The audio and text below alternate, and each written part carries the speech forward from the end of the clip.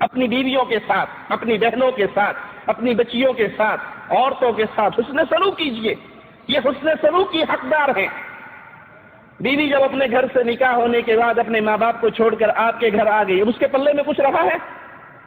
اس کی عزت کے مالک بھی آپ بن گئے. وہ تو اپنا سب کچھ ختم کر کے، اپنی کشتیاں جلا کے آپ کے گھر میں آئی ہے.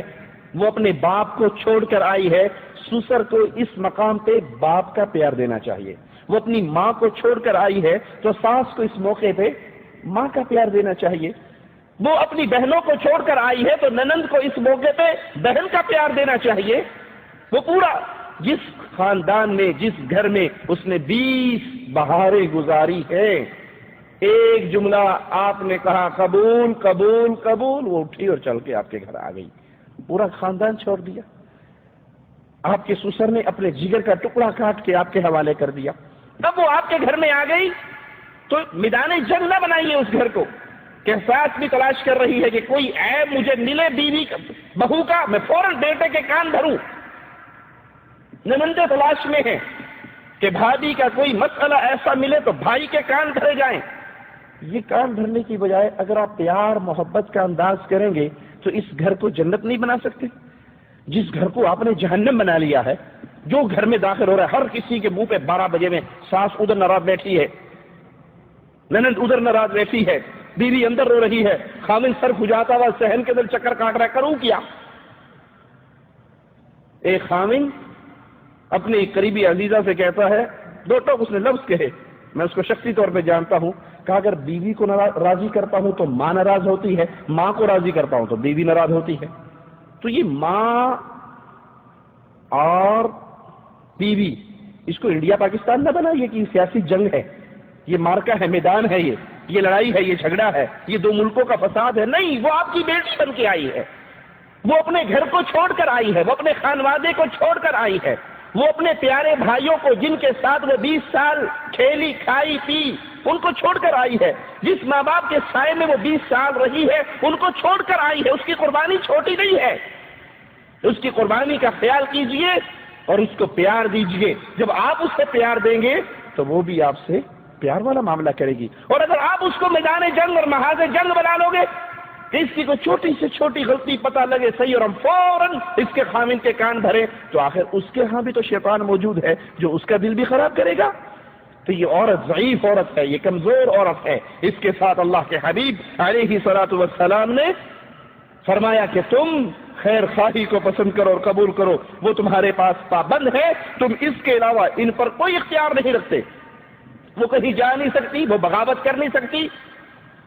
اکثر آپ نے دیکھا ہوگا گھروں کے اندر زبان درازی کا فتنہ بہت ہے. اکثر گھروں کے اندر کا یہ مسئلہ ہے، بیوی بڑی زبان دراز ہے، وہ بڑی بولتی ہے. جب اس کے ساتھ برا سلوک کرو گے وہ کچھ کر سکتی ہے؟ نہ وہ خاوند کو مار سکتی، نہ وہ ساس کو مار سکتی، نہ وہ ننندوں پہ ہاتھ اٹھا سکتی. پھر اس کے بعد کیا ہوتا ہے؟ زبان چلتی ہے. اس زبان کے زہر کو اگر روکنا ہے تو اس کے ساتھ اچھا سلوک کیجیے، پیار والا سلوک کیجیے. آپ اپنے مقابلے کے آدمی کو مارو گے تو وہ بھی آپ کو مارے گا. مقابلے کے آدمی کو مارو گے وہ بھی مارے گا. آپ کسی بچے کو مارو گے، بچہ آپ کو مار سکتا ہے؟ آپ سے کمزور ہے تو وہ کیا کرے گا؟ گالیاں دے گا. بچہ آپ جتنا مارتے رہو وہ اتنی گالیاں زیادہ دیتا رہے گا، کیونکہ وہ مار نہیں سکتا، وہ زبان چلا سکتا ہے. عورت آپ کے گھر میں کمزور ہے، وہ آپ کے تھپڑ کا مقابلے پر تھپڑ نہیں مار سکتی. ہاں، پھر جب وہ مجبور ہو جاتی ہے پھر اس کی زبان کھل جاتی ہے. اللہ اس کے فتنوں سے، اس زبان کے فتنوں سے عورت کو بھی اور اس کے نیکی والوں کو بھی، اس کے سسرال والوں کو بھی ہدایت عطا فرمائے کہ ان کے ساتھ اگر اللہ کے نبی صلی اللہ علیہ وسلم کی رحمتوں والا معاملہ کیا جائے تو اس کی زبان کو کنٹرول کیا جا سکتا ہے. اسی طرح پیارے حبیب علیہ الصلوۃ والسلام بیواؤں اور مسکینوں کے لیے بھی رحمت بن کر آئے. صحیح بخاری میں رسول اللہ صلی اللہ علیہ وسلم کا یہ فرمان موجود ہے، الصاعی علی الارملہ والمسکین. پیارے حبیب علیہ الصلوۃ والسلام کا یہ فرمان سنیے گا، اس حدیث کو اپنے دلوں میں جگہ دیجیے گا. اس فرمان کو لے کر اپنے گاؤں میں، اپنی بستی میں، اپنے گھر میں، اپنے شہر میں، اپنے محلے میں لوٹیے گا. اس حدیث پہ عمل کیجئے اور دیکھیے پھر اللہ اجر و ثواب کا کتنا بڑا ماجرا آپ کے ساتھ پیش کرے گا. الساعی علی الارملہ والمسکین کالمجاہد فی سبیل اللہ.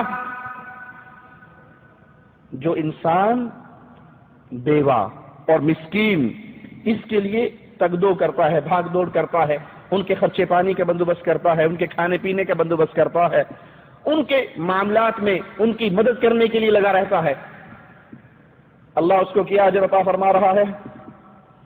رسول اللہ فرما رہے ہیں وہ ایسے ہے جیسے اللہ کے راستے میں جہاد کرنے والا ہو۔ بیوہ کا مددگار، یتیم کا مددگار، مسکین کا مددگار، کمزوروں کا مددگار، جو ان کی پلاننگ میں لگا رہے کہ اس مہینے کا خرچہ میں نے اس گھر میں بھیجنا ہے، اس گھر میں دال ختم ہے، اس میں آٹا ختم ہے، اس میں بجلی کا بل کوئی نہیں بھر سک رہا ہے، وہ یتیم گھرانہ ہے، وہ مسکین گھرانہ ہے، وہ بیوہ عورت ہے، اس کا کوئی سہارا نہیں ہے، چلو کوئی نہیں، میں اپنے سالن میں تھوڑا سا پانی زیادہ ڈال کے شوروا کر کے ایک ڈونگا پڑوس میں بھی بیوہ کو دے آتا ہو، اس بیچاری کو کوئی پالنے والا، اس پہ کوئی خرچ کرنے والا، اس کی نگہداشت کرنے والا کوئی نہیں ہے، اس کا خامن فوت ہو گیا ہے، یہ بیوہ ہو گئی ہے، میں اس کی مدد کرتا ہوں۔ جو بیوہ اور مسکینوں کی مدد میں لگا رہتا ہے، رسول اللہ صلی اللہ علیہ وسلم فرماتے ہیں اللہ کے ہاں یہ ایسے ہے جیسے یہ تلوار گھوڑا لے کر میدان جہاد میں گیا ہوا یہ مجاہد کا ثواب پاتا ہے۔